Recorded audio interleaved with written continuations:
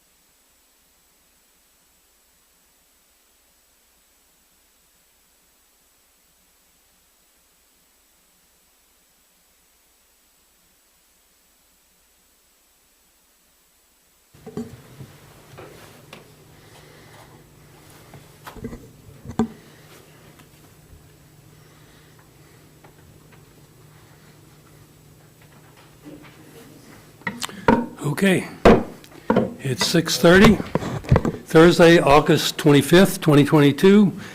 This is the Kodiak Island Borough Assembly Work Session. We are in the Assembly Chambers. We will have citizens' comments to start the night off. I should tell you that we do not enter your citizens' comments into the record, but if you want it to be in the record, come during the regular meeting. Our next regular meeting is September 1st. And you can say it tonight and say it then, and it will be a part of official record. You have 3 minutes per speaker. We ask that you address the assembly as a whole and keep it civil. With that, we'll open up citizens' comments. Oh, if you're calling in, it's 907-486-3231, toll free 1-855-492-9202. If you're here, please step up to the mic, make sure it's on, state your name so we know who we're speaking with. If you're calling in, please turn off your listening device so we can hear you, otherwise we'll get back feed and won't be able to hear you.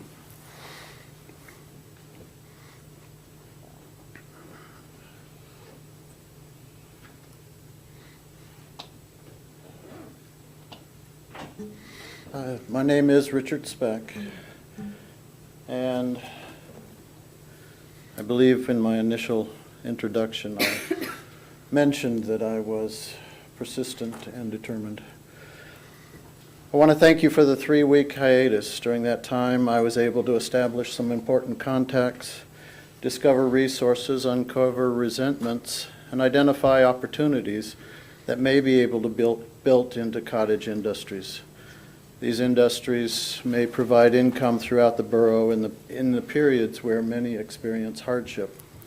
I laid groundwork for new grants and legislative initiatives. Representative Stutz and Senator Stevens are waiting to hear exactly who will work with them on these new opportunities. I entered Purdue University as an 18-year-old mathematics major with a pre-med program. My dorm mates created a game of throwing multiple sets of numbers at me in hopes of getting the right answer on their calculator before I could in my head. And occasionally they won. So when I look at a set of numbers, I can tell at a glance when something is wrong. Now, as the only budget I found seemed to be for the previous year, I'll reserve any questions and concerns until I've been able to compare it with the current budget. And finally, Mayor Branson said in the Daily Mirror that we would have to wait and see what happens with a legislature that may be 30 to 50% new and uneducated legislators. This actually I find exciting, an opportunity to take a group with welcome baskets filled with new tourism mementos, data, and information about the historic and future importance of the borough of Kodiak and its people in relation to the state of Alaska and the United States of America. With this, we could set up relationships that would provide dividends far into the future and make our lobbyists' tasks much easier. I have begun the research into a proposal for some of what I've mentioned above, and perhaps the borough staff can have something together soon, or not.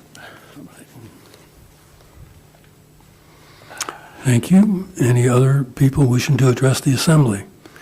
Do we have any call-ins? No call-ins.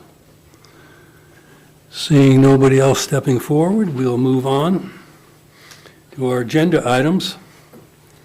And the first item, got to remember I'm not on an Apple. The first item on the agenda is a presentation by our federal lobbyist, Sebastian O'Kelly.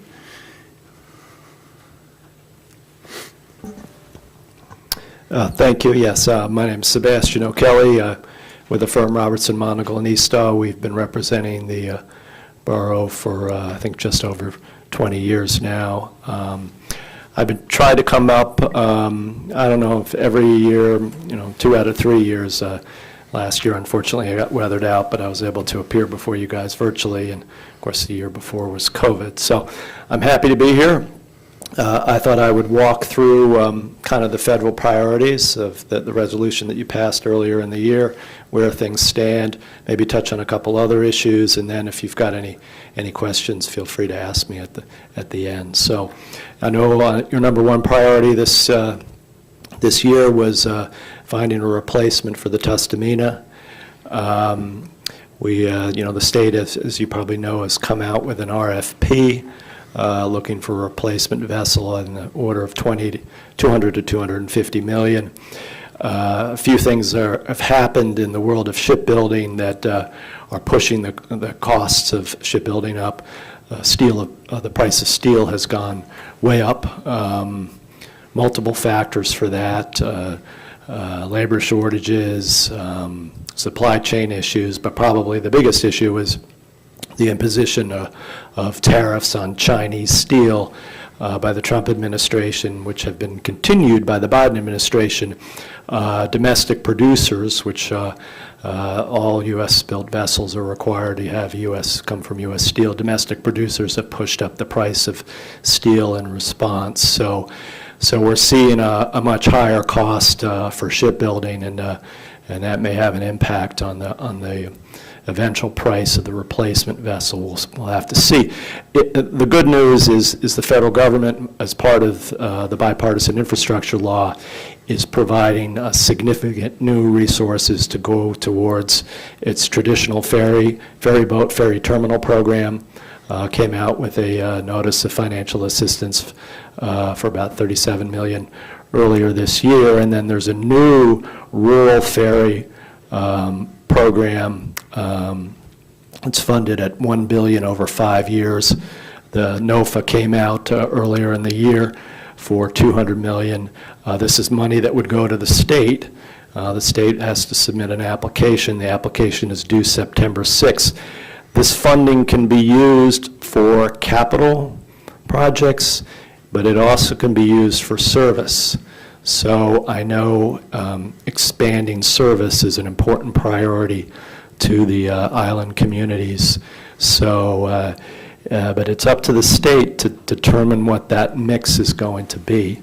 So I would urge you to, if your state reps have not been tracking this already, to sort of round up with DOTPUF and see what they're proposing in the application. So I think the funding is going to be there to cover these shortfalls that might currently exist for the replacement vessel, but it may take a little while to get there. But there's going to be service enhancement funding. So I know it's been a big deal over the last few years, and that new program, $200 million a year, is going to provide significant assistance. Now, these are for rural ferry systems. There are other rural ferry systems in America, but I think AMHS is probably the biggest one, maybe Washington. So good news there. Your other next priority, I know you had a project for safe pathways to school, to North Star Elementary School. We did submit that as a congressionally designated project request to Senator Murkowski. She ended up not submitting it to the Appropriations Committee. She did submit the Anton Larson Bay project, which was a priority from the prior year, so that kind of got rolled over. I don't fully know the backstory on that. In the end, the Appropriations Committee did not fund that project. Again, here we go. The bipartisan infrastructure law has a program in this area funded at $1 billion a year nationally over the next 5 years. The NOFA came out in May for this year, for FY22, with applications due September 15th, but there'll be another notice next year. That's to fund these types of projects to try and improve pedestrian and bike safety for kids traveling to school or in and around neighborhoods where there are unsafe intersections. So I think this project could be a good fit, but you guys will have to submit an application for it. It will be competitive. Broadband, I know, has been another long-standing priority. We have a fair amount of funding coming down the pipe through a couple of different sources. NTIA, National Telecommunications Information Administration, which is part of the Department of Commerce, came out with an offer for $980 million. This is past year. These are for middle mile projects. So, you've probably heard that expression, first mile, last mile, and middle mile. So these would be for middle mile projects. And then USDA just recently came out with a project, notice of financial assistance for its Connect program. And this could cover like last mile projects. So I know the build out of, the fiber optic cable is a big part of this. So you all have to kind of wait for how that comes to pass before establishing these further arteries of broadband into your, more rural communities. But the USDA program's got a 100% federal cost share if the applicant is a tribe or an ANC. So that has a real benefit for it if in your villages, if your village corps are applying for that funding. So fishery disaster relief, we just got about a month ago, NOAA announced allocation of $131 million in disaster funding for pending previously requested disaster relief requests by the governor. So the next step in that process will be the funds will be, the state of Alaska has to develop an expenditure plan for how it seeks to distribute the funding amongst different gear types, processors, fishermen, baseline criteria for that. That takes a bit of time. That has to be reviewed by the Department of Commerce and approved, and then funds go to the Pacific States Marine Fisheries Commission that handles the application process for fishermen. I think probably a lot of your fishermen have gone through this before, so they kind of understand the process. It is long. It takes too long. There's a reform bill to try and tighten up the procedures and streamline the process a bit, but there are multiple participants in this process to get to the point where relief can finally be distributed, and it's just a long process. So of those disasters that have been allocated funding, there's $18 million allocated for the 2020 Gulf of Alaska Pacific cod disaster. So that's, I know, a fishery that many boats in Kodiak participate in. Fisheries surveys, we've had a lot of issues with fisheries surveys being canceled during COVID. NOAA's trying to catch back up. There's going to be some data gaps, but they're trying to get back to regular order. They're having labor shortages in manning the fishery survey vessels. Seems like everybody's having a labor shortage at the moment. But we were able to get Senator Murkowski pushed for inclusion of a mandate that NOAA has to complete at least 6 fishery survey vessels for the trawl fishery in the Gulf of Alaska, one of which must be in kind of a new area. this is to try and establish a baseline for fish that are moving out of traditional areas because of the changing ocean climate. So, and then we have that was funded in FY22, and we have it pending in FY23 in the Senate Appropriations Bill. So that's good news. I want to talk about a couple of your revenue sharing programs, both PILT and funding for the National Wildlife Refuge Fund. I think PILT is in pretty good shape. I think your payment was about $1.5 million a year. If we do get a change in Congress and change in control in the House, there will need to be a kind of an education process that occurs. We did have a change in 2010, and in 2011, the new subcommittee chairman had never heard of this program and decided to zero it out. Funding was restored at the full committee level, so it all worked out, but we will have to go through an education process if we do get a change in leadership and a change in party control. But I think it'll be in pretty good shape. It's got good support from Western members of Congress, good support from the Alaska delegation. And Senator Murkowski sits as a ranking member on the Senate Interior Appropriations Committee, which is where this program is funded in the Senate. The other program is the National Wildlife Refuge Fund. You get a smaller payment amount because of the wildlife refuge that you have. It's a little smaller than PILT. If I were to say, as a trivia question, can you identify one program that the Bush II administration, the Obama administration, the Trump administration, and the Biden administration tried to zero out? This would be the program. So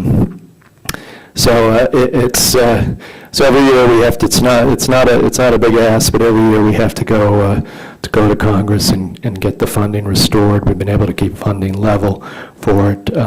So I think we should be okay, but it doesn't have a broad base of support in the executive branch, and that's been kind of a bipartisan lack of support. So a couple other issues. I know you guys were having some trouble with getting a permit approved from the Fish and Wildlife Service for your landfill project on removal of a tree with a nest in it, and Senator Sullivan's staff jumped on that pretty quickly, and we were able to get that permit approved on kind of on a fast track basis. So that was good news. It allowed you guys to move forward with that project. The Bridge Investment Program, I know you have a pending application for 2 planning grants for replacement of 2 bridges. This is, again, a new program funded by the Bipartisan Infrastructure Law. We put in a request to Senator Murkowski and Sullivan to write a letter of support for that program, and hopefully they'll approve that. Staff have been away on vacation this month and traveling about, but I should have an answer for you early September on that. So that's pending. Last issue that I have, Essential Air Service, which I think the funding is in good shape at the moment. The big debate on Essential Air Service occurs during reauthorization of the FAA, which is due next year. And what tends to happen is you get a big debate over whether EAS is considered a corporate subsidy, and you will get some members that will take a run at it to either dramatically change its criteria or cut its funding. Tends to go hand in glove with the effort to try to privatize the air traffic control system and form an air traffic control corporation. But rural lawmakers have been able to push back against both of those efforts because the long and the short of it is there would be much less rural air service as a result. So that debate will occur next year. We're fine for now. And so that's it in a nutshell. I think it's a good, this passage of the Bipartisan Infrastructure Law is going to be a good story and a good result for Alaska communities. The funding is going to come through, I'd say, primarily 2 pathways. One is through enhancement of traditional federal-state formula programs. So that's basically like expansion of the, your traditional federal highway programs, so that you'll see those funds coming down through the state at a higher level than you would have if this law had not passed. The other path is basically through direct federal to local programs or federal to tribal programs, in which case those are competitive programs where you have to kind of be proactive and apply like you've done with the Bridge Investment Program. And we will work, if you do apply for programs, please keep us in the loop, because we will see about getting letters of support from the delegation for the projects. It's not an assurance if the project will be funded, but it's helpful to have. So we're happy to provide that service. So this is it's going to be a bit of a long process. This is 5 years. First year of funding has really just started this year, and not all of the first year of funding has gotten out the door yet either. So, but that'll accelerate, I think, over the next 2-3 years. So with that being said, if anyone wants to ask any questions, I'm happy to answer them. Any questions for Sebastian? Jared? Hi, you mentioned that several projects are slowed down and the costs are increasing because of the labor shortage. Do you know of anything that Congress or Secretary Walsh with the Department of Labor that they're working on to address the labor shortage, especially in rural areas where our worker pool is already pretty shallow? Well,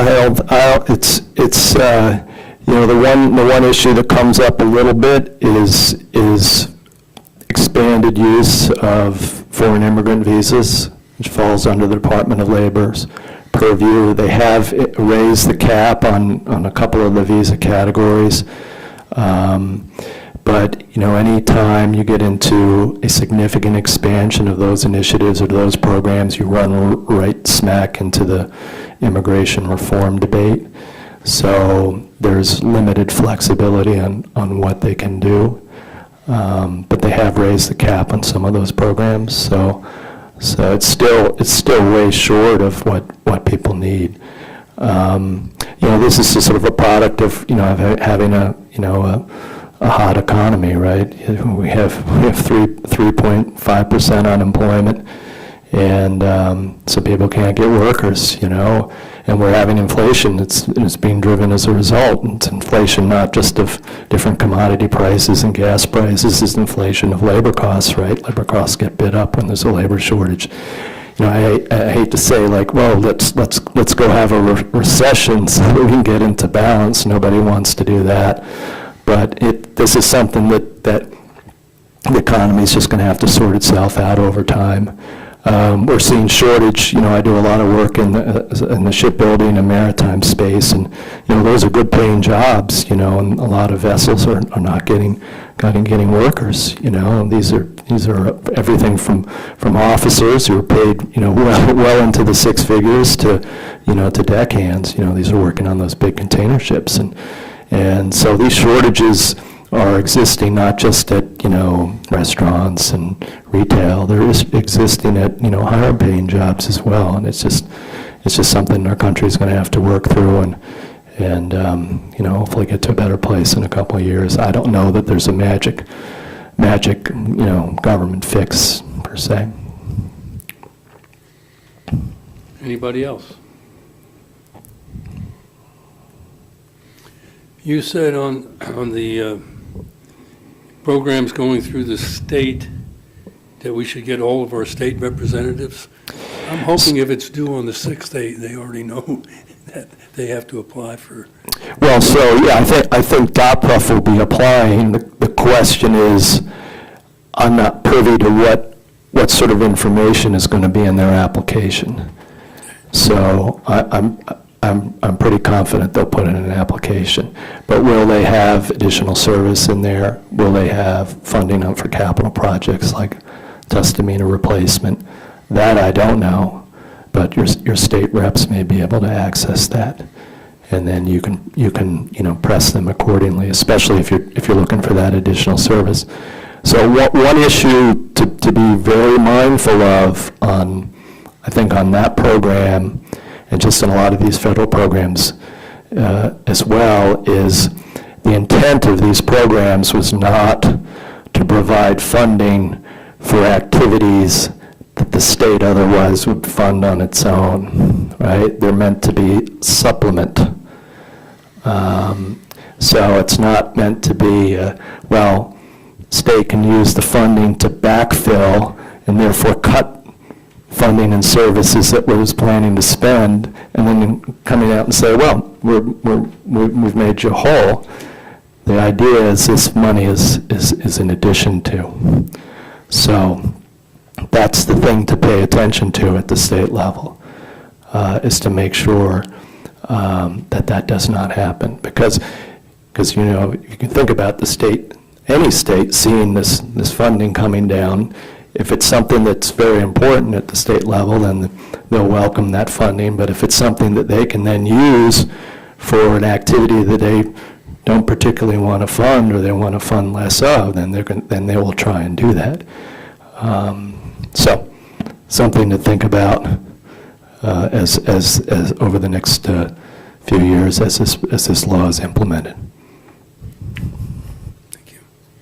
Any other questions? Thank you very much. Well, thank you. It sounds like pretty good news right now. I think so. It's just, it'll take a bit of time to see what's going on. Congress, I think we'll see what happens in the elections in the fall about community project requests. Right now, with the passing of Mr. Young, there were no Alaska projects. These are designated projects in legislation. There were no Alaska projects in the House because we had no representative. Senator Murkowski does make requests and has been pretty successful at it in the Senate. So we'll see what happens with the election, if there's changes there, if that'll change that process going forward, but hopefully not. And then you've got all these other funds coming through the state and funds coming through where you guys will be able to, put in some applications directly, and we can see about getting congressional support for those. Thank you, Seb. Thank you.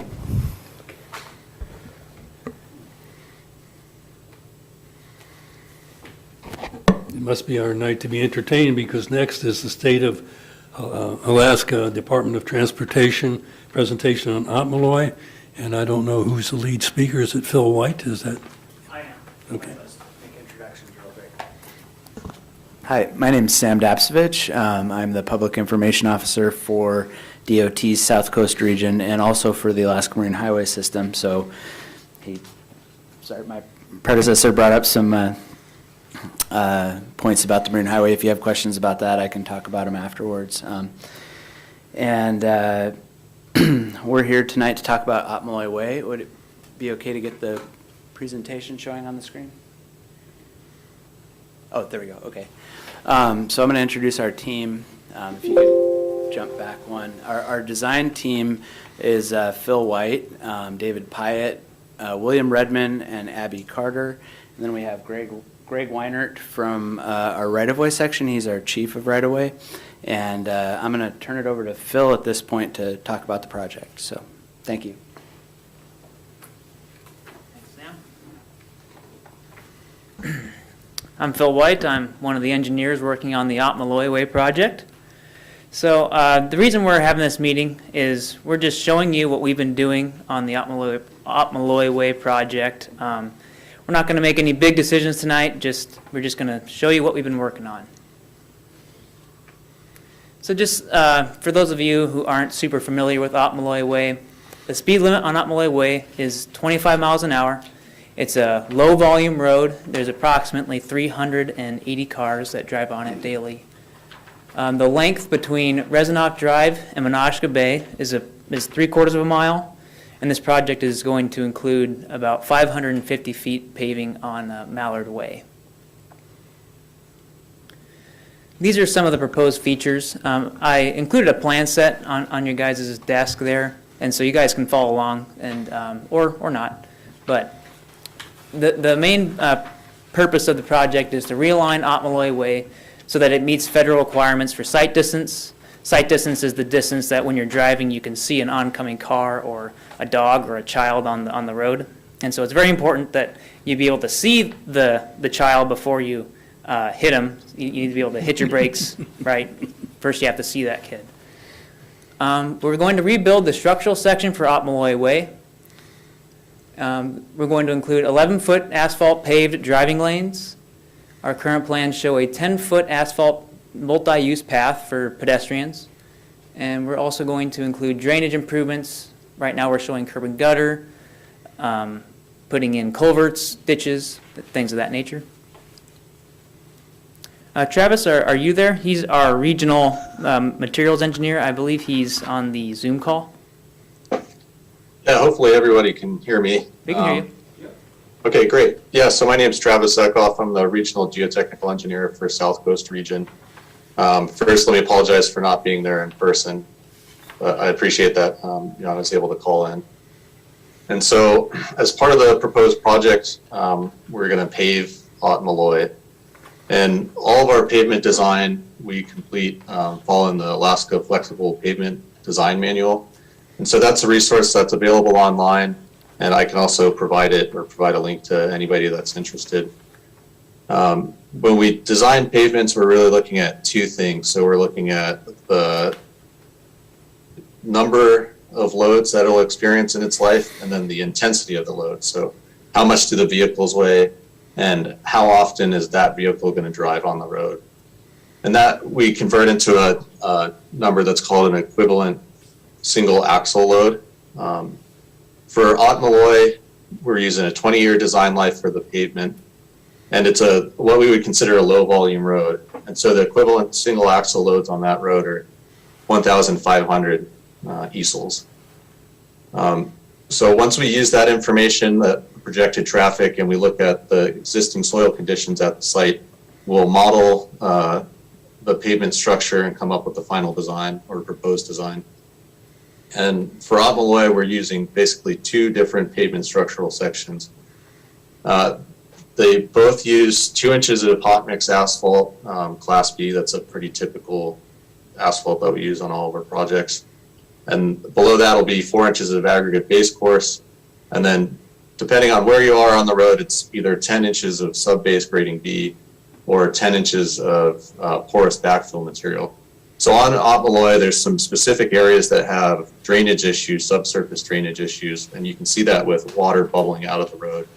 And to address those issues, we're going to use that 10-inch porous backfill material, and that allows the material or the water in the subsurface materials to drain out, and it protects the pavement structure. So that's kind of a big overview of the pavement section. I'd be happy to answer any questions at the end of the presentation. Thanks, Travis. Thanks, Phil. So one of the first big design updates we're doing on the project is we are realigning the intersection between Otmaloy Way and Peninsula Road. In this picture here, you can see, well, I guess I'll check. I'll come up here. This right here is the existing intersection. And the reason we're bringing that intersection closer to being perpendicular with Otmaloy Way is so that cars and people, when they drive up on Peninsula Road, they have to look really far with their neck looking left onto Otmaloy Way. That's a problem for particularly older folks and people with disabilities. And so we try to bring the intersection closer to perpendicular so you don't have to look way over your shoulder. Billy, would you like to talk about some of our retaining walls? Well, yes, Phil, I would. So on this project, we are building the road out wider in order to incorporate this multi-use path. Our goal here is to create a continuous accessible route from the park at Menasha Bay all the way to Mallard Way and the school there. And so in a portion of this, we have fairly narrow right-of-way, and so our intention is to put a retaining wall kind of at the foot of the slope, so that when we build out, it limits impact to, that there, some drives and things down there. So we can, put the retaining wall before the drives, build grade up, put the grade or put the multi-use path on the grade. There's a second place where we're going to be putting one of these at Mallard Way. This is going to be a pretty small retaining wall, but in that kind of front corner of the school's property,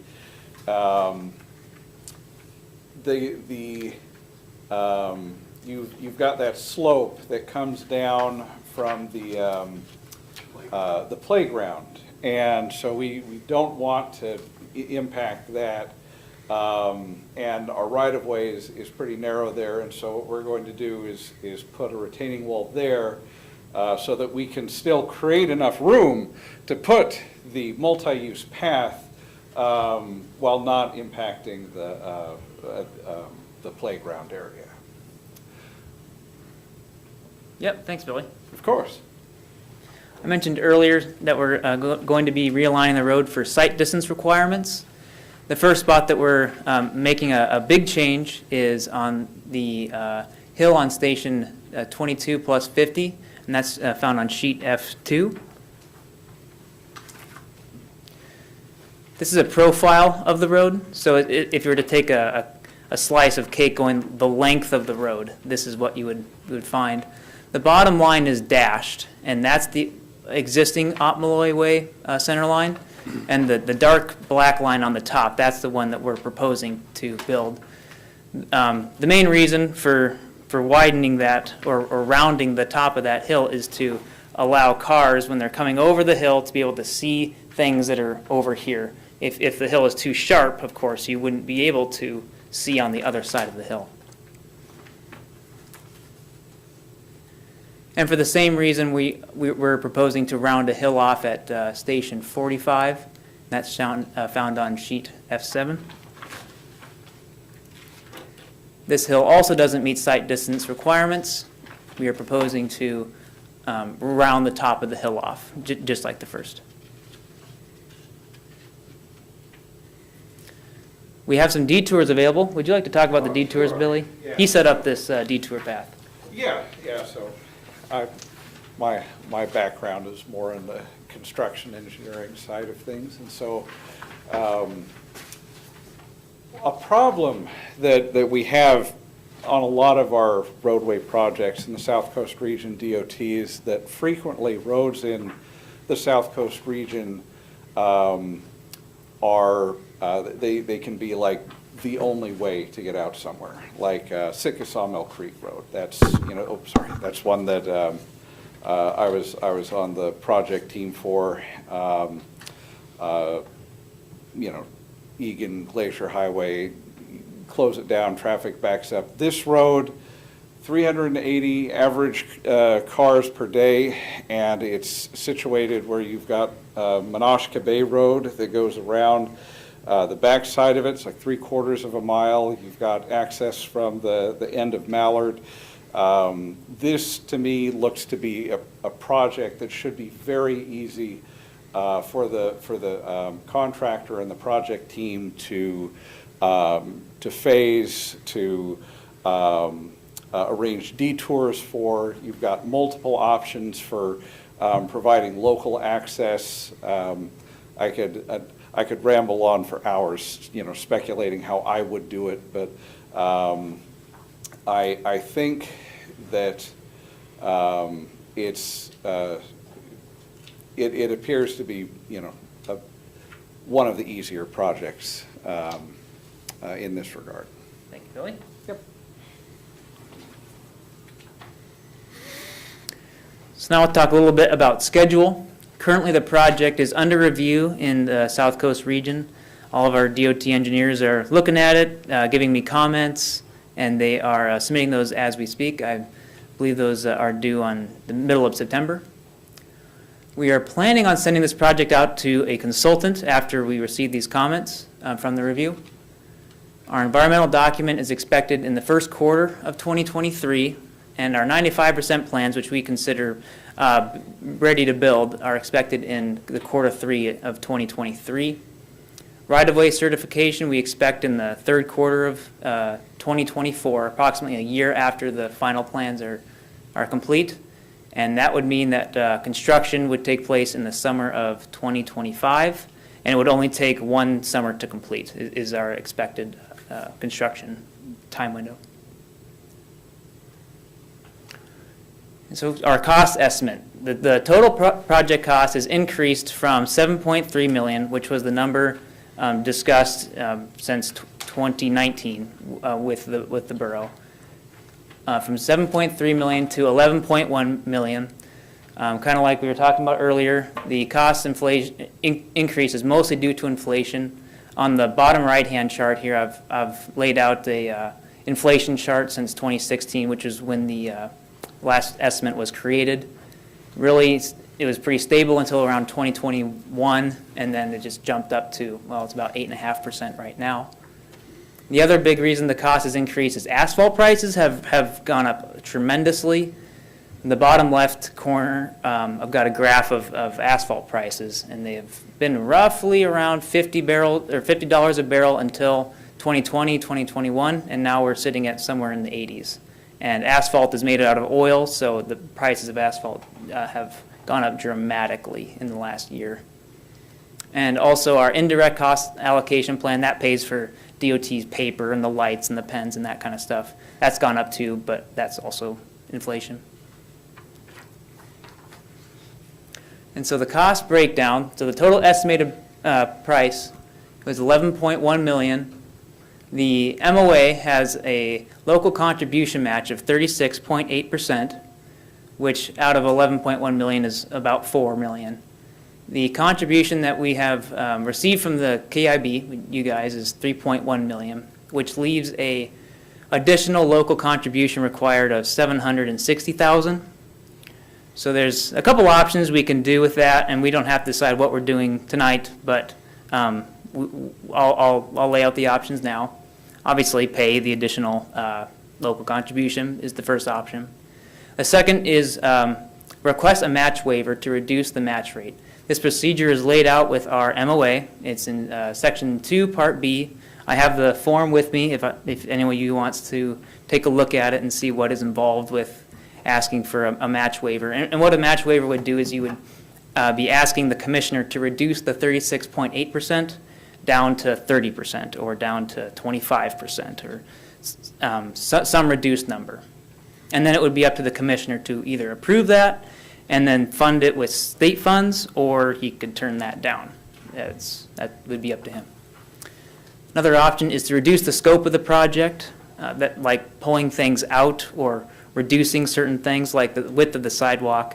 We mentioned earlier, like the retaining wall is very expensive, and that's mostly due to how wide the sidewalk is. So reducing some of the width there might reduce the cost quite a bit. There's a couple other options we could talk about. And there's always a combination of the above. We could reduce the scope a little bit and then also do a match waiver. Maybe get the local contribution cut in half and then do a match waiver and send to the commissioner.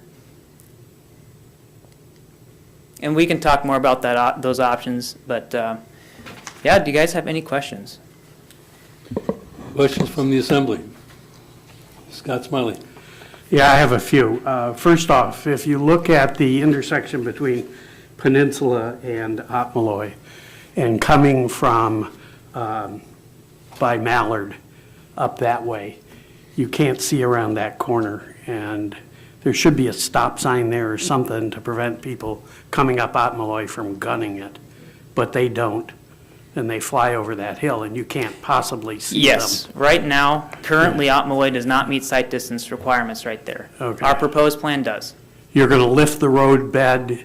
Kind of rounding the top of that hill off, so the car will be cresting over that hill earlier, so you would be able to see them. So we'll see it in the air for a little while longer. Okay, and the second question that I have, and I think you might want to look at this, along Mallard, there are parents trying to pick up kids, every day that school's in session in the afternoon. And the parked cars will be out on Otmaloy from that.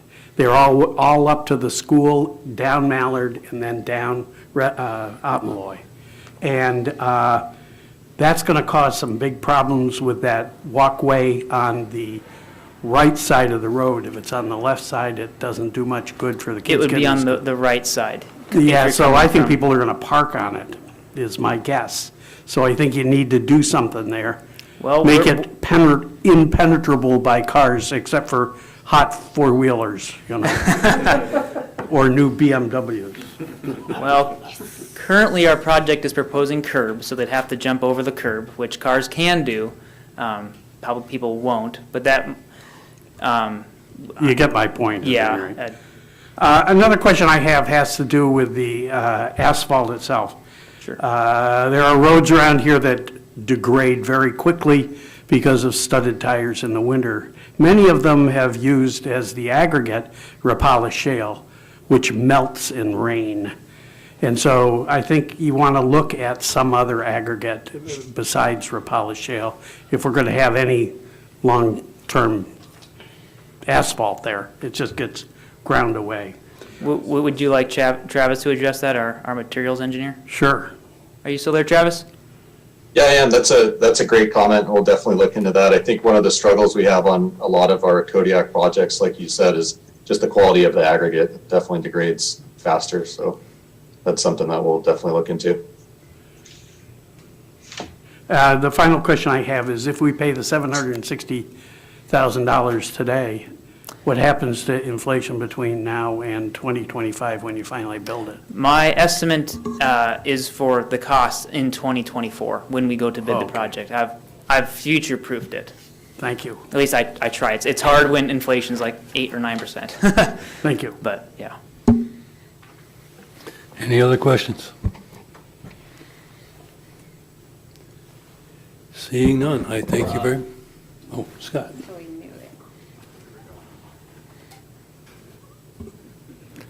Thank you, Phil. And thank all of you for coming tonight and making the presentation. I had the opportunity of talking with Phil and David in Juneau a couple weeks ago, and I realize this is 35% drawings at this point. We had a previous set of drawings that were presented, and I'm not sure what that made it to, what, 35, 65? Something less than what you're looking at now. Okay. So maybe 15%, Ed. One of the things, a couple of the things on there that is, if I remember correctly, on that original drawings, and Chris Coyne was here for the presentation. At Otmaloy, coming off of Reznov by Bayside Fire Station, as you come up, at that point, there was approximately 2 feet that was coming off of the top of the hill. Your proposal here has 0 coming off of it. When the water line was put in on that portion of Otmaloy, basically it's between 12 and 14 feet deep. The intent was to take about 6 feet off the top of that, which the idea was basically Otmaloy it's been a maintenance problem since it was created in the 50s. And the idea is to take part of that top of that hill off in order to reduce the grade, to make the accessibility and the maintenance of it a little bit easier. Right now, we have Antone Way and Lily Way that feeds Mallard from the backside for the school. And we have an issue due to the lack of maintenance on Otmaloy by the state DOT here. The buses and the majority of people prefer to take Antone Way up to Mallard or to the back entrance of the North Star School off of Antone. There's a direct route there also. So I strongly implore you to look at taking the top of that hill off in order to reduce the grade on there. So, Well, Go ahead. and as we discussed with you a couple weeks ago, part of the main reason for that, of not taking the top of that off is for cost. Right-of-way impacts, rock excavation, it would be quite expensive. And we're already significantly over budget as compared to the 2019 estimate. right. And but- we're talking about pulling things out of the project, not putting more things in that would cost more.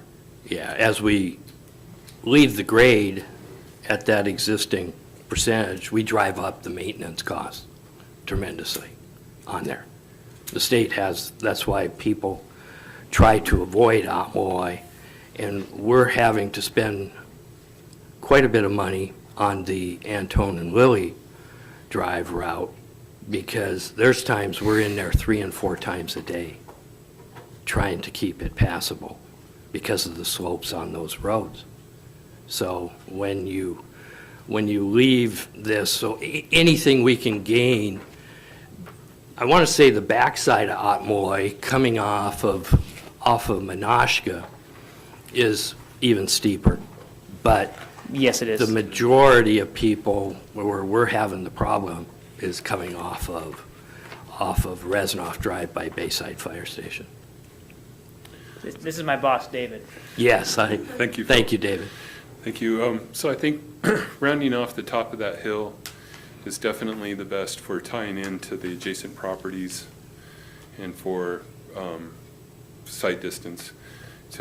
Because it's bedrock that's underneath that, cutting that down 6 feet is going to impact the driveways, and taking bedrock out is what costs money. But I think what we should do is we should work up the numbers and get that quantified so that we know exactly what we're talking about. And then as we're looking at maybe reducing scope, maybe adding something back in, it's really open for discussion right now. But we can get that quantified and get a price of what that would cost to cut that hill down the 5 or 6 feet. At this stage, it's worth looking at. Thank Yeah. you. On there. Another portion is part of the discussion on the Otmolloy and Peninsula Drive intersection. Let me, I can go back to that. yeah, I would go back for everyone's. Let's see. Okay, there's Peninsula. Go to the next slide going up towards Mallard. Well, which one? The next detail. There you go. Oh, the retaining wall? That portion there. Before the retaining wall, we have the encroachment of the road onto the private property where it goes across there. You can see where the existing right-of-way is and the encroachment there. There was some discussion before about moving that over a little bit into the valley, which I realize takes a little bit of fill. And I'm not saying that the discussion was it was going to eliminate the encroachment on the private property, but part of the discussion was to reduce the encroachment on the private property there. The next part of it, as you're going towards the school, Mallard, which would be, I forget what the name of that road, you got that right away. As you notice, as it's going uphill there from Peninsula, you've got it coming over to the cliff side of Otmolloy, when in actuality, you've got more right-of-way on the other side of the road that you could potentially use. Once again, there's a little bit of rock in there, but, It's solid rock, yeah. oh, I understand that. I was involved with the sewer and water district and putting the sewer and water in there. So, familiar with that, but we dealt with it on there. And I realize that there's a bit of a cost there, but a lot of times that cost on the drilling and blasting can be cheaper than the retaining wall on there. because I don't think it's that much that you've got to potentially get over. I don't have your estimates on the retaining wall to know what that is, but that's another area you might consider taking a look at, because that was part of the discussion 3 years ago. Yeah, we could take a look at the cost comparison of trying to shift the corridor over, but I don't know if it would be enough to eliminate the retaining wall, which would, And I don't think it is, but, Right. but it, as I'm looking at the. seeing what it would take, how many feet over, up on the screen it would take. I'm not Right, sure. because I'd have that's to a look. very steep slope coming off of that. It's very steep, yeah. And so it's something that needs to be considered in this as you progress forward. And did you get a chance to walk the road again today? Yeah. Okay. Yeah, we drove around it a couple times. Okay. I'm going to be curious, as I talked with you and Dave about in Juneau, is the springs that we have in the road. Part of it is nature, and part of it is caused by the sewer and water line ditches on there. By Hilltop, the majority of that is caused by the sewer and water ditches. The one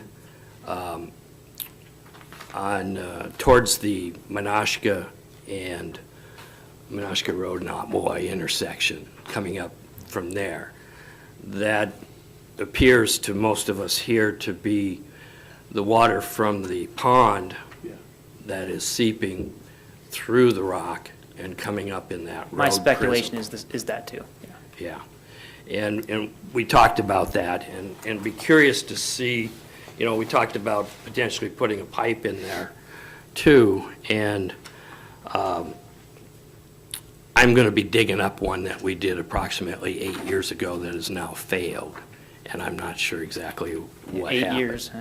Yeah. Yeah. But we got a substantial amount of water, and I installed a pipe in there also, trying to do the same thing.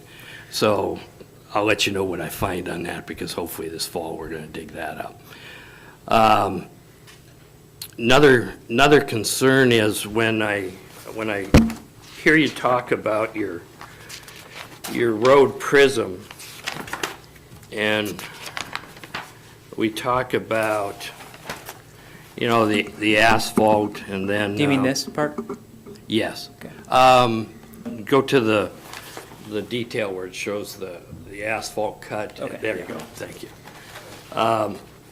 When you're looking at a couple of options there of 4 inches of aggregate base, 10 inches of sub-base, and then you've got the existing ground.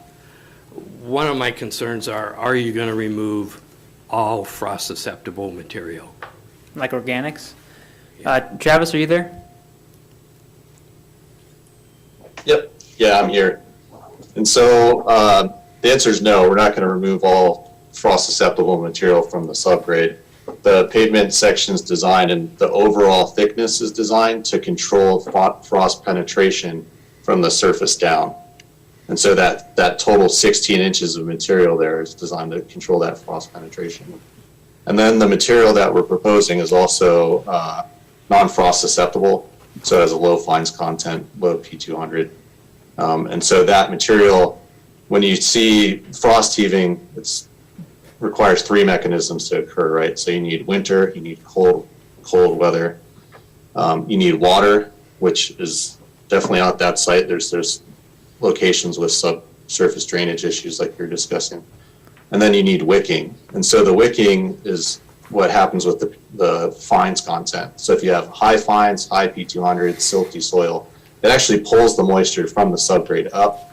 And that's where you start to see like frost lenses develop and you see differential heaving. By controlling that P200 in the material that we're going to place, that'll address that frost susceptibility. I would like to hope that you're correct, but my experience in Kodiak is that you are incorrect.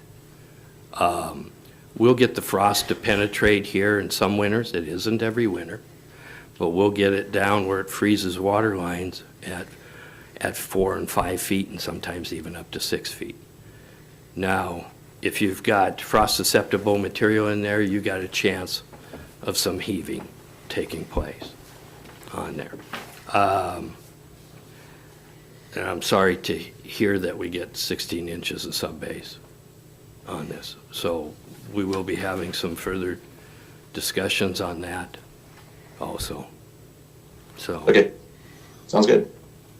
So, so these are some of the problem areas that I see. And I want you to, before you leave tomorrow, I want you to go take a look at some state roads that the state of Alaska constructed here in Service District 1. And you go down Island Lake Road and turn off onto Belika Lane. The paved part of Belika Lane. Belika? Belika. Belika. So go down Island Lake Road off of Mill Bay Road by Walmart. And you'll end up hanging a right on Belika. There is a paved portion of Belika and a gravel portion. The paved portion is the state of Alaska. The gravel portion is the service district with the borough. Now, then you go on to Neva, Belika paved portion, connects on to Neva. All of Neva is paved and part of the state road. And then you'll take a left from Neva onto Melnitsa, once again the paved portion, and you'll end up on Resnoff Drive. I want you to take a look at the condition of that. That road is 2 inches of asphalt. And I want you to see what this road is going to look like. And I want every assembly member here to go drive those same roads also.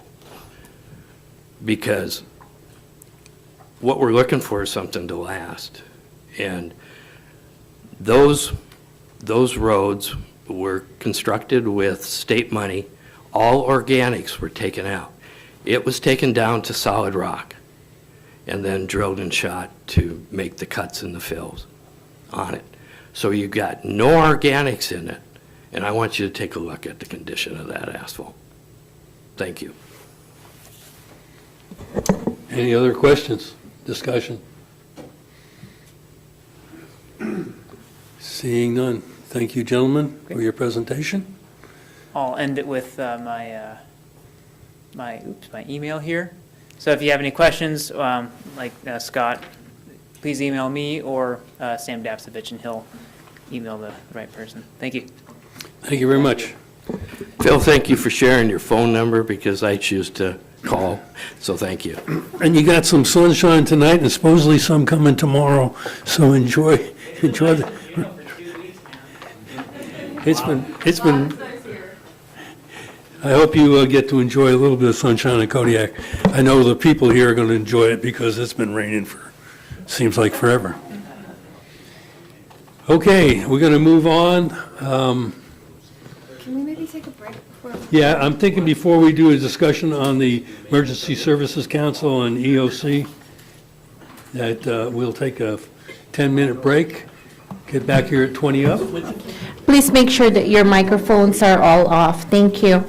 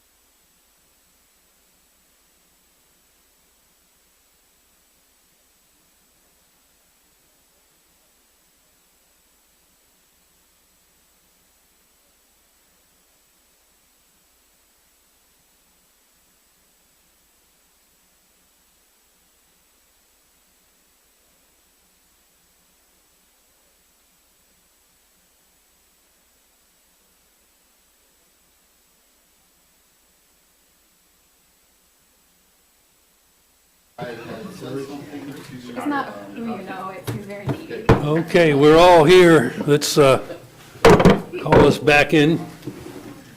And our last agenda item for discussion is one that we put off doing until we got closer to our joint meeting with the city, I think. And that's to discuss the codes pertaining to ESC and the Emergency Service Organization, or EOC. You all had that paperwork of what our statute says. I know there are some very specific things that the Assembly wants to put in there, so I think I'll just open it up, and whoever wants to jump in first. I know the first thing was, how do we end it once it starts? So who wants to be first on that? Thank you, Scott. Yeah, on the ending, that was something that many of us were very interested in, because when you started and then it goes for 2 years, that's not appropriate. And we talked about. At least without some discussion among the Assembly and the. But that's what and the happened. Council, yeah. So we talked about potentially within 30 days it being ratified, and then every 30 days being looked at. I'm open to suggestions on that. I'm not sure where the city is on that. We've had some discussion, and there's been differences of opinion over the years with the Assembly as to who should be in charge. And I have no problem with the city being in charge. I'm not interested in the borough being in charge.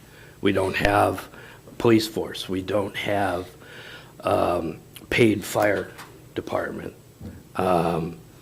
Rather than we have the volunteer fire departments that are paid on call kind of thing. We don't have public works. We don't have harbor people. The city has many people that they can call upon to help do things when there is a problem. We've had some discussion in the past about the school district being listed on the committee. And I think that's something we should clean up too. I'm not looking for wholesale rewrite. I'm just looking for some cleanup things to make sure what happened this last time doesn't happen again. I think, I know that during the ESC meetings and that, the superintendent of schools, Larry Ledoux, was there. First of all, we use his facility. Second of all, we use the school's facility. Okay, it's the borough's facility, but it's under the jurisdiction of the school district. They set up that emergency ward, which was pretty incredible out at North Star. If anybody went out there and looked at it, you would have been very impressed. I was. Of course, I'm easily impressed, I guess. They've also talked about bringing the school district in because we use their facilities. If we have a tsunami warning, where's the safe place to go? It's the school district. We're using school district personnel, even though we can say it's our building. So I think you're right. We ought to bring the school district into the ESC, at the very least, have a seat there for the superintendent of schools. And I think that's not going to be, there's not going to be a fight on that. I don't think there's going to be a fight with the city on how do we review once we make the declaration. The thing, and also, I know there are some people in the past that said, we can't have the city be in charge of the whole borough. I agree with you, Scott. The city has all the infrastructure. What are you going to do? You're going to have, well, right now it's Mike Twingy in charge of all these people. They answer to him. When he says jump, they jump. And all of a sudden you're going to go, well, we're going to have David Conrad tell them to jump. That's not going to work. So I agree with you 100%. The thing that I thought about when I went through all this and what I saw is that there's an expense to an emergency, and we got to figure out how we're going to share those expenses. The city ate a lot of those expenses because they already had people that they were paying, and then they used some CARES money to pay them the extra hours and stuff like that. But we can't always depend on CARES money or Fed money. So I think that's something else that we got to consider. How do we pay for all this?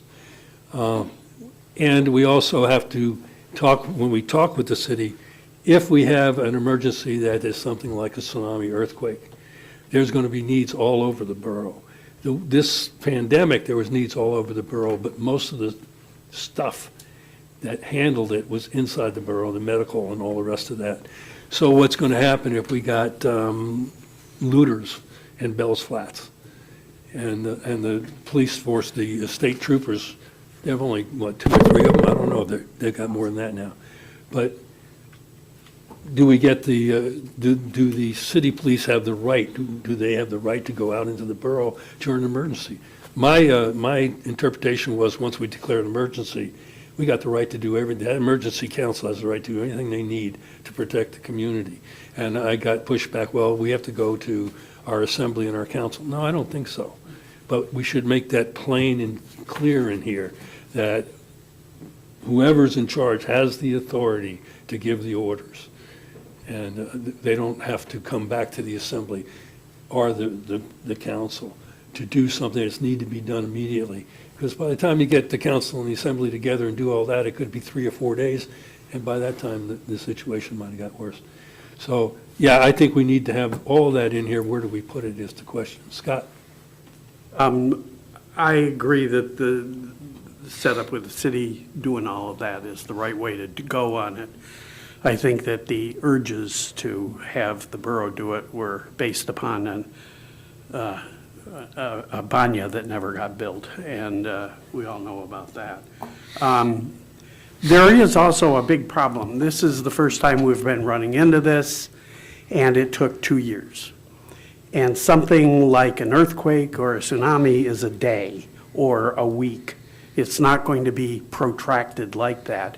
I think there's a chance that we're going to make decisions based upon the duration of this particular one that won't apply effectively to a shorter term kind of an emergency. And I think we have to keep in mind that the shorter term emergencies are a lot more common than something of this nature, which we haven't faced before. In addition to that, I agree that we should have a sunset for whatever it is, and it should be visited frequently. I agree that the school district should be included in the EOC fundamentally. I also think that we need to have something more of a medical side on it as well. I know that there's one woman who's a nurse for the entire school district, and maybe that's the right person to involve, I don't know, or maybe somebody from the hospital. But those are my concerns about it. James, and then? So I think some of the concerns that you had are addressed in the, at least in the borough. I haven't completely looked at the city portion of it. Under, so I don't lose my place, it is on, it's in part 5 of B on page 6 of the borough. It says to execute all of his, should be all of the ordinary powers of executive services director, all the special powers conferred upon him by this chapter or by resolution adopted pursuant therein, thereto, all powers conferred to him by any statute agreed upon by the city council or assembly. So once we sign that resolution, he basically has the powers of the borough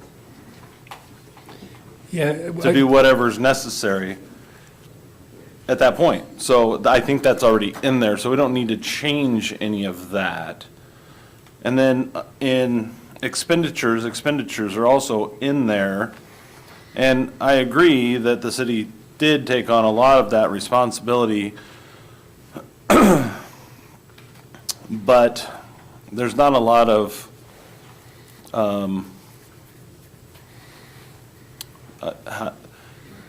well, not direction, but locations where people were going to be affected like they would be in town.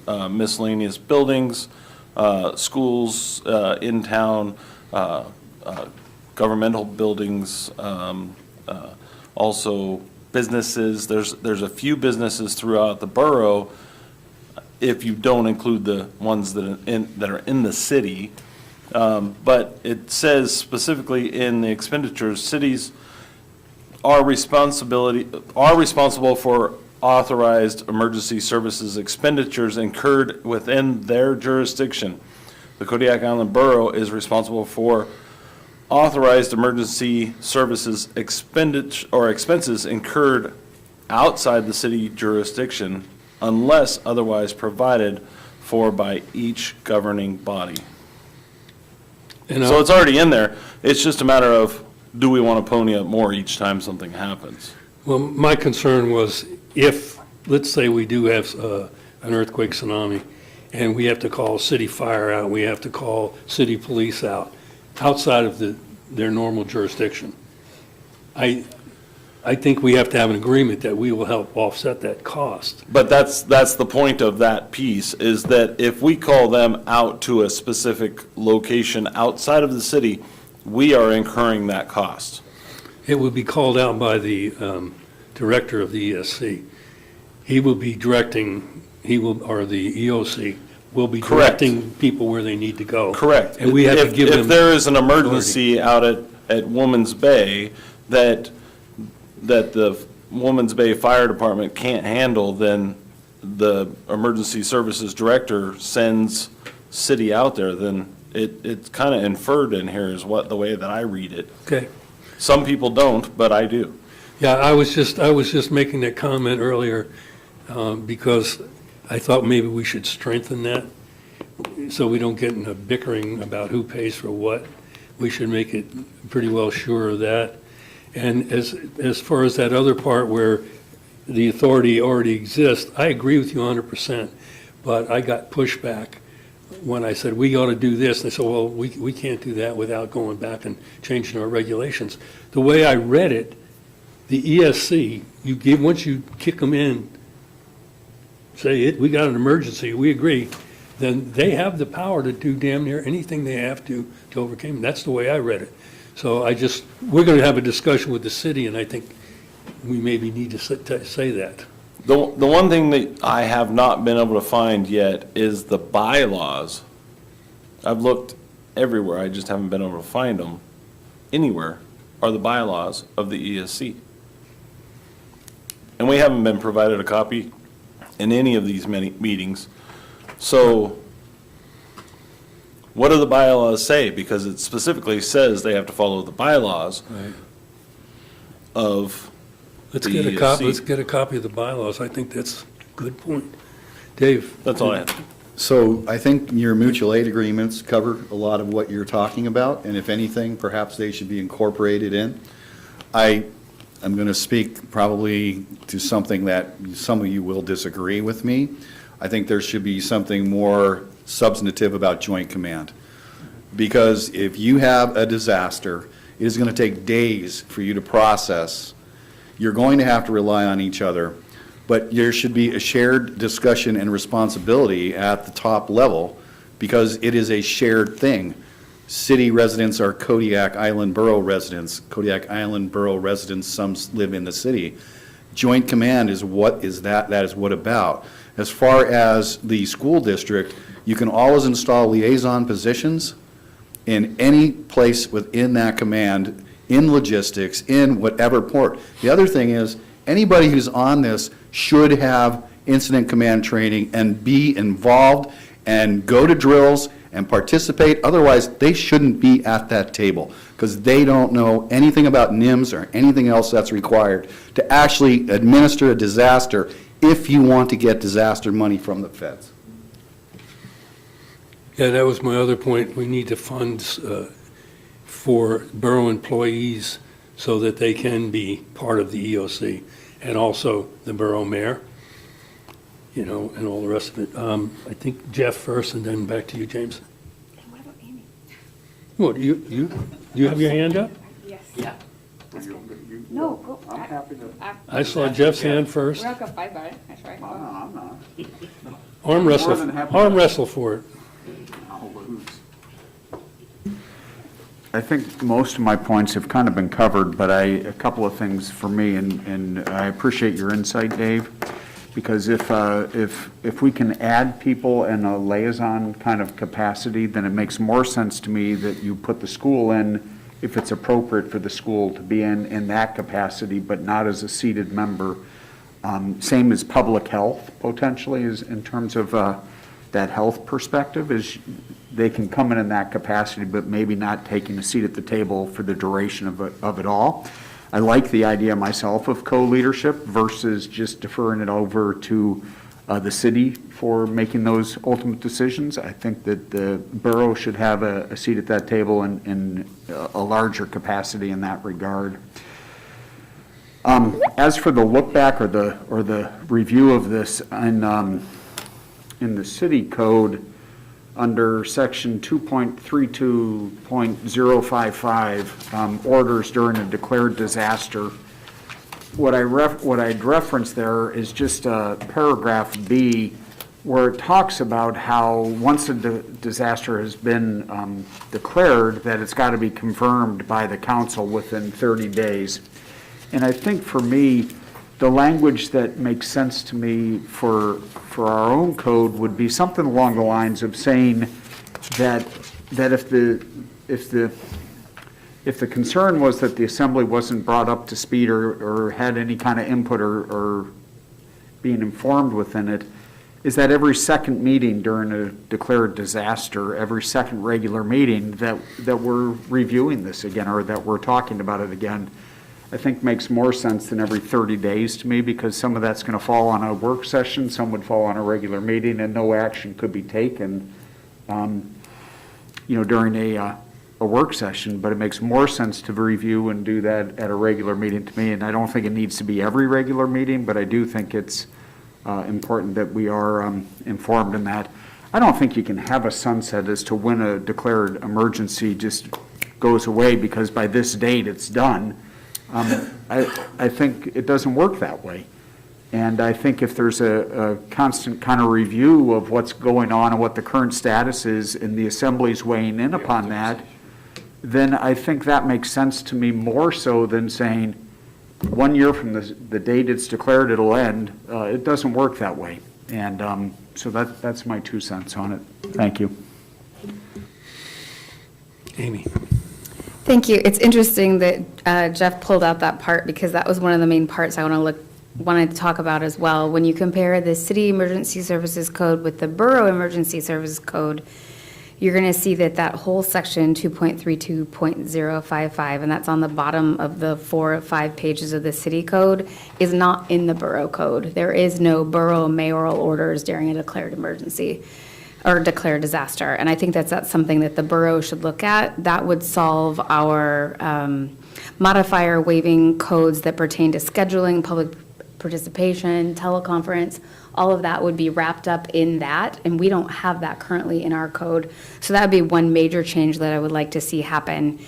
From looking at what the emergency services director does, looks like that person that is holding that seat is the only person that gets to proclaim and then terminate the actual disaster, and which is great. That we need one person, and we need him to be, or her to be able to do that immediately, and that's wonderful. The language that's in that mayoral section, it is just referring to the mayoral orders, but I'd like to see that added for the whole declaration of disaster. That's actually really good language, and I think that it could be adopted into our code as far as the assembly kind of ratifying that we're still under emergency. And I think we've already hit on the fact that it's going to be rare that this happens, right? Very rarely do we have an emergency that goes over 30 days. But for all the public comments that came in about not wearing masks or wearing masks, or they won't let me in the library and all that stuff, the one thing that really rang out and stuck with me was that we didn't have a way for the public to talk to an elected official about whether or not we were in a disaster or not. And that's one thing that I was like, you guys are totally right, we don't. And by adding something like that, we can totally fix that. And that I think the participation with the school district, if you read the after action report from Mike Sarnowski, he addresses a lot of that about participation on who's going into the ESC and actually holding a seat. And he calls it, I think, technical liaisons, and I think that's an excellent method. He went on to suggest the Kodiak Economic Development Corporation. There was a time when the Kodiak Chamber of Commerce was offering insight, and so I think that they were able to pick and choose as the situation developed which technical information they needed, and they had created a route for that information to get in. So it seems like the school system would be applicable there too. So I think that they self-actualized and realized a lot of stuff that they could do differently.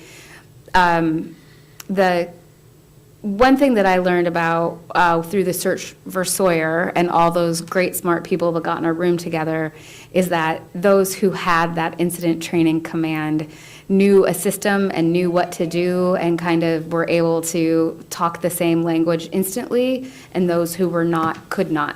And so in a situation like this, I think if we're going to suggest that the borough manager, or the mayors, or whoever is involved, it should be a requirement that that training is obtained before we put that in our code. That they would have, such and such a period to come up to speed on that stuff, because that really allows us to participate in a way that we can't otherwise. So, again, that mayoral code, I think that it sounds funny coming from me since I hopefully will become the mayor eventually here, but I think that having that order section put in would serve us well, and then that language in Part B that Jeff brought up is good, something that we can maybe incorporate into. And he said every other meeting, it's effectively the same thing, saying if it's been more than 30 days and we haven't ratified it, then it just goes away. So I think that that's a smart idea. Thanks. I'm glad everybody did their homework. That's good. It's good. So what do you want to do with our next step? We're going to set up a meeting with the city in September, I think, and we should bring these things forward. We can get together on what's going to go, because it's got to be in both codes if we want to do it right. The one thing that we didn't address was the more of a part for the borough manager, probably, and then just go in the meetings. I think it was a personality conflict this time that caused those kind of rifts, but we got to check the personalities at the door. If we got somebody that's got the training that's necessary, he needs to be part of the decision-making. And so I don't know if you want to make it co-chair with the city taking the lead. I don't know how you would handle that. Scott? I was thinking, you're asking, and I'm thinking, does the clerk have enough information to get us a draft back? Because we should see a draft before we meet with the city, so that we can kind of take care of some. It's going to take a little time. It's not going to happen immediately. So I'm just saying we need to see it, based on our discussion tonight, we need to see a draft that we can critique. I'll get together with the clerks next week and see, because if we're going to put the city's 2.32.025 in there, and where we put a review by the assembly every 30 second days. meeting, second regular meeting. We put that in there, and anything else, it'd be good if you send an email to the clerk, and we'll put it all together and try to figure out, probably get the lawyer involved where to put it in to the code. And then we'll take it to the city. I don't think we're proposing any major changes that are going to cause a problem with the city, because we've got, like I said, we've got to come to an agreement on this. But I think we pretty much agree that we don't have to rewrite the whole damn thing. James?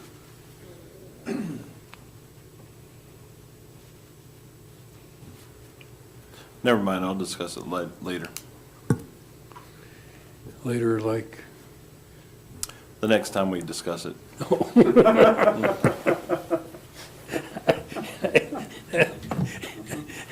Yeah. Oh, I love it. Need to see a draft. Okay, has anybody got any other input they want into this? Again, if you'll send just a brief thing of what you think should be in there to the clerk's office, I'll try to get together with her next week and see where we'd stick it in there to make a draft, because I agree with Scott, we ought to go into the city with something and in hand, this is what we think we should change. Yeah, that we're in agreement on. Yeah, and then we could get their input and maybe change ours and theirs or whatever to make it all come out to a happy marriage. Okay. That brings us to the clerk's comments. I'm going to keep it short. Thank you, Mayor, members of the Assembly. I would like to let the listening public know that we replaced the meeting streaming box for the Assembly meetings. We are now set up for live stream on YouTube. So we started transferring previous meetings also to the YouTube channel. So for the listening public, it should be easy to find us on YouTube. Just search for Kodiak Island Borough, and once you find us, please subscribe and follow. Yeah. So the primary election, which was held on a stormy day last Tuesday, was a little bit traumatic for us. We were wet all day, carrying equipment around, but we felt very good after the election. It was a successful election, and I would like to thank Crystal, who assisted that day. Unfortunately, Lena was unable to join us due to COVID, but I know that she was thinking of us that day. I want to also take a minute out to acknowledge and thank the poll workers and the election judges who worked that day. These are the people who volunteers, and they spend 12 to 14 hours in service to our community to make sure that all of us can vote. So we are now gearing for the next election. We just have 2 more to go, which is the local election is going to be held on October 4th. And we have our ballots printing, we have our pamphlets printing. So we are in a good position as of the moment. So you don't see us pulling our hair out yet. So thank you so much for your patience as we go through these elections. Thank you. Thank you, Nova. Dave? Good evening and thank you. I too will be brief because we have another meeting after this meeting. Had the privilege, and thank you, Mr. Mayor, also Assemblymember Williams, for attending a luncheon today with Senator, I just lost it. Sullivan, thank you. It was actually, I was quite impressed with how much they seem to realize about what's going on in Kodiak, and I was quite happy to be able to participate in that. I think we got a few points across, and we got some good pointers. I want to take some of those tomorrow, and Megan and I will sit down with our federal lobbyist and further those discussions. So I think this was an opportunity that I appreciated the opportunity. I wanted to say good luck to Chief Finlayson from Bayside. He is having to leave Island to do some medical treatment for approximately 6 weeks. He's fully intending to come back. He's a very positive attitude, and I wish the best of him. We'll be keeping bugging him to make sure that he's following his protocols and is getting better. So all the best of luck to him on this. Been having some really good discussions with Providence. I would like to remind you that one thing that I have on this list is a consideration for where are we going to look at trying to fund some research or whatnot into what is healthcare going to look like? What do we want our facilities to look like? Because if I don't keep bugging you, or whoever's in this chair doesn't keep bugging you, we all forget very quickly. And there were some downfalls associated with the pandemic, and how the hospital was affected negatively, how the hospital and other healthcare groups affected what happened in Kodiak positively. But we should learn from that, and we need to keep looking forward. And what was pointed out to me today was, with all these infrastructure packages, unfortunately they were not designed for you to study what needs to happen in the future. They were designed for shovel-ready projects. If we don't talk about this, we'll never have a shovel-ready project, and this money is going to go on for 4 or 5 years. We need to start this discussion now, not 3 years from now. So that's my plug. Hopefully, we can get together and have conversations and start conversations about this. I know that the hospital and KCHC are both interested in this, and I think it's something we need to do. We have meetings next week with Providence, and there are some major issues with HVAC systems, with chillers, that are going to be large dollar items. And we're going to start those conversations, but realize we do not have unlimited funds. So once again, this is the time to look at doing shovel-ready projects, investing some money into the design so we can pull it off the shelf. And when there are all these different requests or notifications of funding, that we're ready for those. So that is what I promote. I hope that's what's promoted, and I hope that's what the Assembly would like to do. Other than that, I'm not going to read this whole thing. Feel free, and thank you for the time. Do you think, Dave, that it would be a good thing for us to sit down at a work session with Providence and the Health Center and anybody else that wants to come in on the hospital discussion to get some kind of direction where we, as the Assembly, can go, what we can do to help move this along? As Providence just had a major reorganization internally, I think we probably need to give them a little bit of time to stabilize. Okay. And let us keep some of these conversations going. But I think for right now, the conversations should stay local. Although with a corporation that size, what happens down south affects what happens to things that Providence are able to accomplish in this state as well. So there's been some major lawsuits and whatnot down south that have affected their operations. I think that some of that needs to stabilize before we get too far into too much projection. Okay, thank you. Any questions for Dave? Seeing none, we'll move into packet review. First up is a resolution to authorize the borough manager to apply to ADEC for the existing Alaska Clean Water Act loan to finish some of the projects at the leachate treatment facility. David. Thank you. So this is, we have completed the questionnaire for the revolving loan fund through the ADEC. This is the fund where we borrowed for the landfill in the past. We still have $1.7 million that the ADEC allowed us to retain at the 1.5% interest rate. Once we know that our questionnaire is accepted and we sort of have a little bit of an uplift here because we have the existing loan and because of the fines that were put up before us for some of the deficiencies at the leachate treatment plant, we stand a much better chance of getting the loan because we need the money to be able to satisfy and correct the deficiencies at the plant. So the reason we put this forward is we're trying to be forward-thinking here and have a resolution in place that when we are accepted, we can go ahead. We have the resolution that the Borough Assembly is for us going for what is effectively a $4.5 million loan that we will come to you and decide and offer up whether it's going to be a 20 or 30-year loan.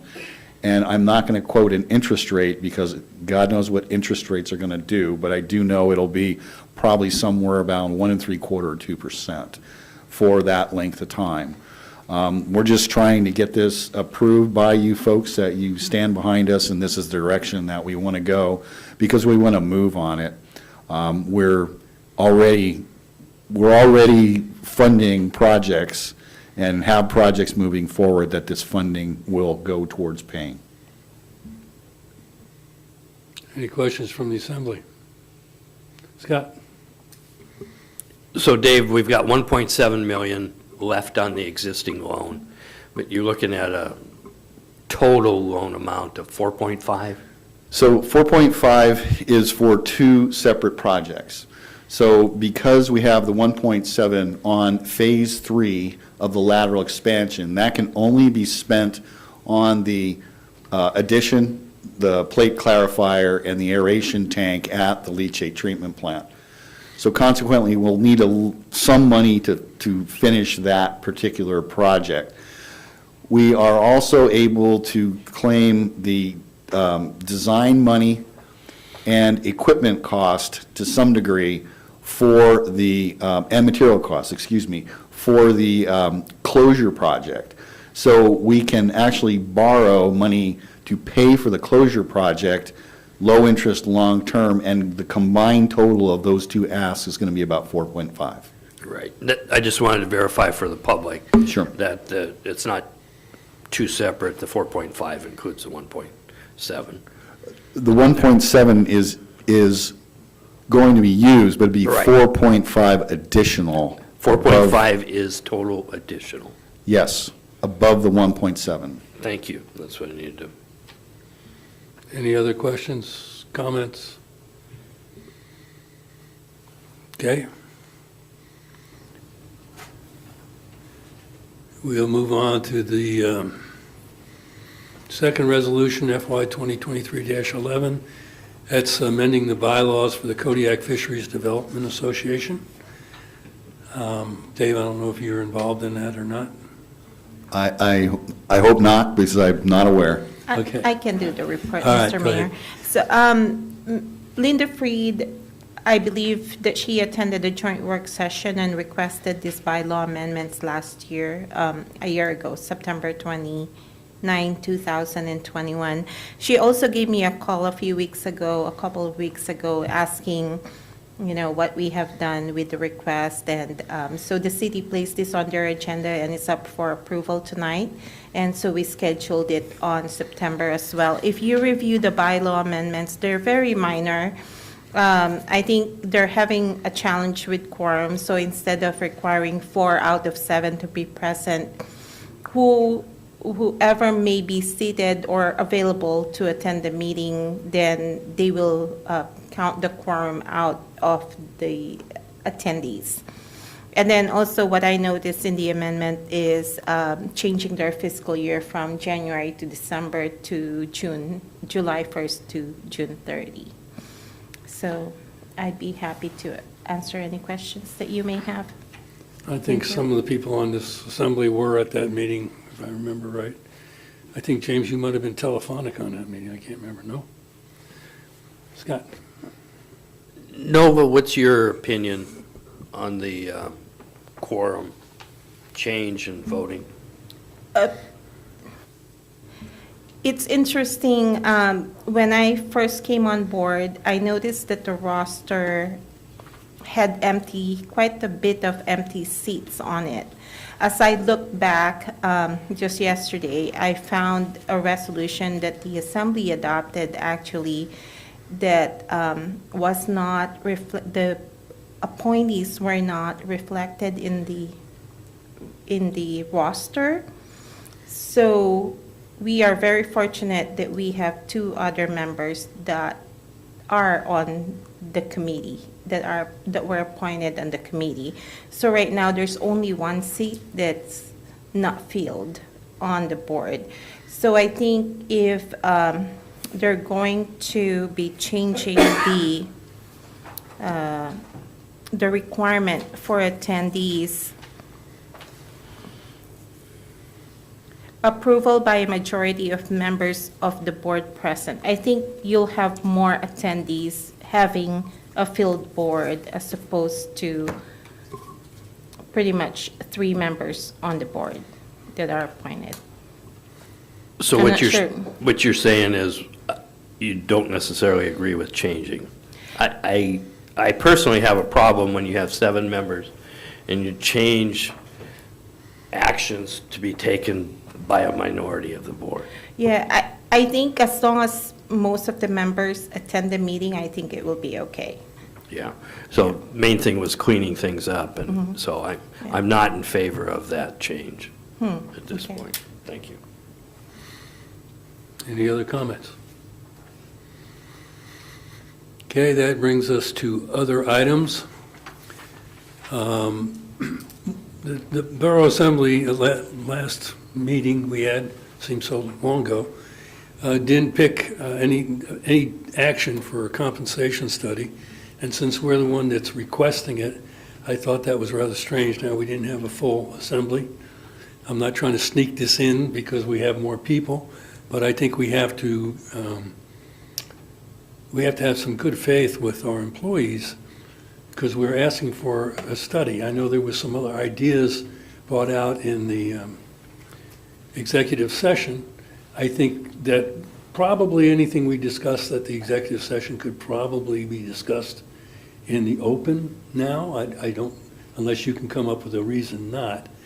But I think that we have to make some kind of a final action, either squash the employee compensation study altogether, vote on for one of the two, or come up with a third alternative. So that's why that's on there, and you all know what the choices are. We don't have to go into them here, so that's why I put it back on there. Anybody want to speak to that? I'm here to hear. Scott Smiley and then Jeff. Well, I brought it up as a vote the last time, and it didn't pass. I aren't talking about anybody in specifics, but Thank you, Scott. you're welcome. I see what you did there. I do think that these issues are beyond our expertise, and I think it's important that we deal effectively with the staff. I think it's our job to make sure that we're supporting them correctly. I think that certain areas in real life are valued more than others, and I don't think that an across-the-board works for everyone. In addition, if we did an across-the-board kind of thing, what are we going to do when the people want to know another 5 years from now? I don't think that works. I looked over the two acceptable proposers, I guess you call them, and the second one, the more expensive one, seemed more effective to me. I hope that we can hire them and not try to save money for this or that or the other. We've been saving money since 1980. We don't need to do that. We need to get the job done. Sorry. End of rant. James. So, I think since most of this was discussed in executive session, that personal opinions can be stated during this work session, but I don't think that if it didn't come out of your mouth, it shouldn't come out of your mouth tonight, specifically. Otherwise, we should have a vote on whether we want to have that information come out of executive session. And that would have to happen next week in a regular meeting. So we really shouldn't be talking about it unless we have that vote, because somebody may slip up and say something that was in executive session that they didn't say. I see your point. Mr. Smiley did say what he said after we came out of executive session. Yes, exactly. And that's why I let him go through the whole thing, because he was saying exactly what he said. So, didn't say anybody else's comments.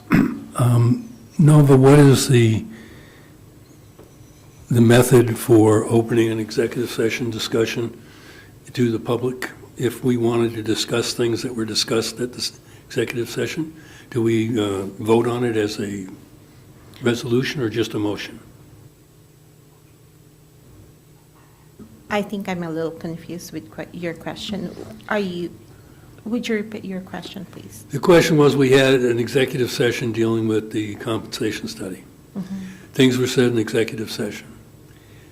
James is saying that we got to be careful when we come out of there, if we discuss this tonight or we discuss it next week, that we don't discuss things that were discussed in the executive session unless it came out of your mouth afterwards, which Mr. Smiley's words did, and I think Mr. Arndt had some words that came out of it also.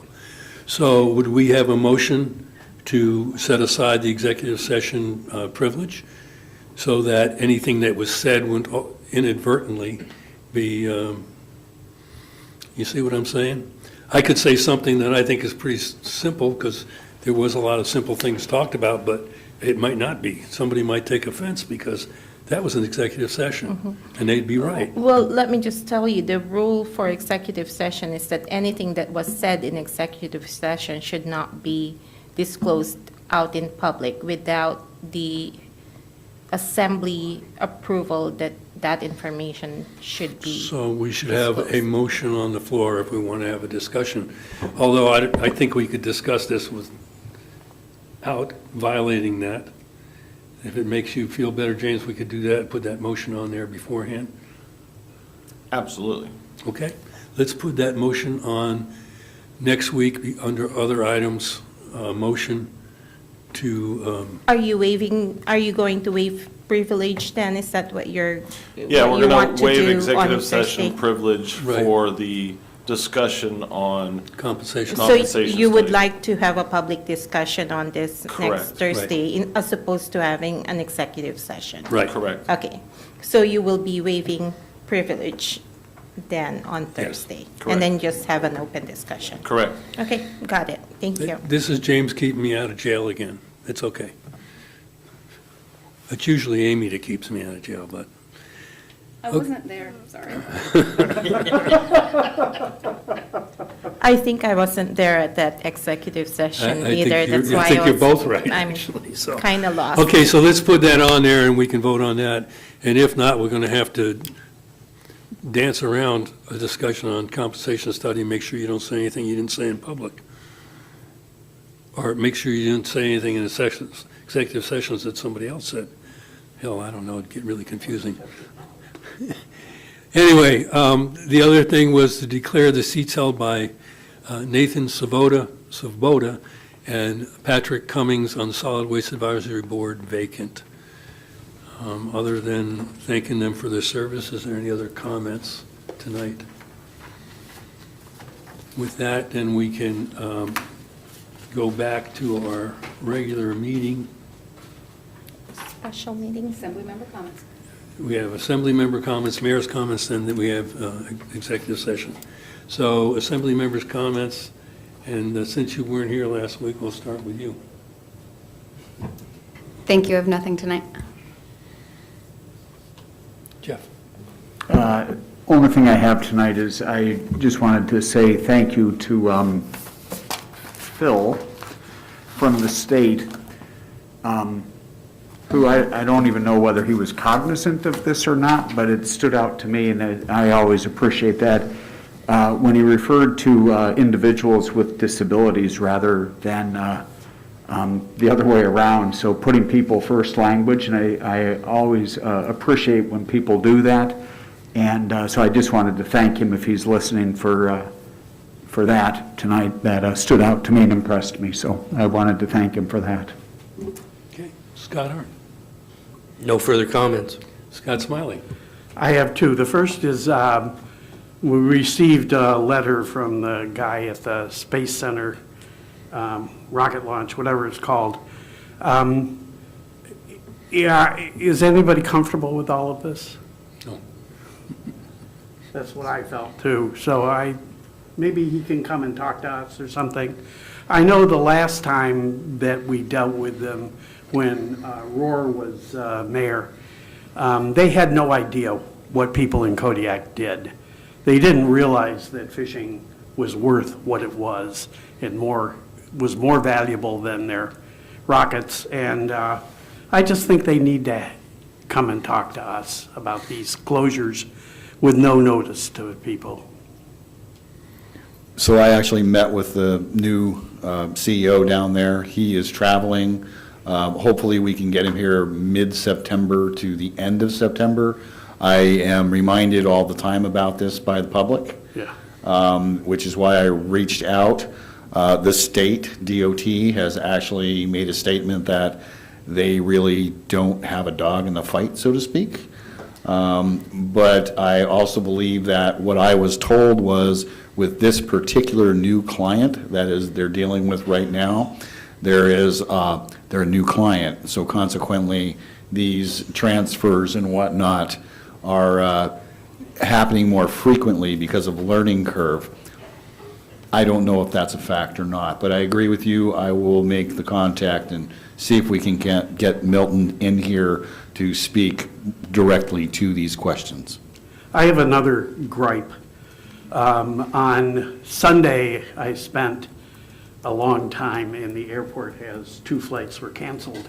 We were in the secure area, and everybody in there, and there are 150 people in there, had a cell phone, and it wasn't working. And the reception there was horrible. And I don't know why that is. Now, the Wi-Fi is okay, but I think the cellular is not. I asked somebody at the airport why this was the case, because there were a lot of frustrated people who wanted to play tic-tac-toe or whatever on their phones in order to while away the time while the plane was circling and heading back to Anchorage. As you can imagine how frustrated they were. I asked someone at the airport, and they said it's because it's a metal building, which struck me as kind of an odd statement to make. At any rate, can we look into this in some way and try to make sure that we're getting cell service or Wi-Fi or whatever it is inside that building? They were supposed to agree to that, and I think you can get a booster that'll do it, but Alaska said they were going to do it, and I don't think they have. Anyway, end of rant. Jared? Nothing further from me. Joe? I just want to remind everybody that CIP lists are coming up. That's all, thank you. James? I wanted to thank Janet Coit for coming to Kodiak to look around, and enjoyed meeting her at the meeting with the industry folks. She said that she gained a lot of information to help her in her job at NOAA, and hopefully that will help her, and we're glad that we had the reception last night. And I wanted to thank Senator Murkowski and Sullivan for coming to Kodiak to be there with Coit while she was visiting Kodiak and making sure that everything went off without a hitch. Also on the rocket launch, I don't think that the issue is that they're blocking off the road. I think the issue is that the past director out at the rocket launch was giving notices via Facebook or through the paper about when they were going to have road closures. And none of that has happened in the last 9 months or so. And that's what's frustrating people, is you drive out there and on the Borough Road, it says road closed ahead due to rocket launch or whatever, but there's no notification that there's a rocket launch.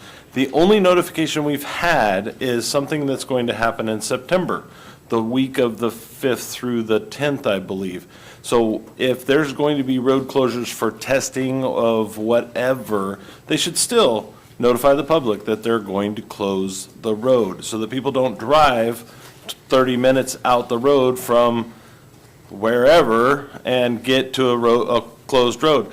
They are putting it on the sign on a borough road instead of on the state road, so the state is taking no responsibility because they don't want to apply for the permit, and that's why they're going to the borough to complain, is because the sign stating that it is a road closure is on a borough road.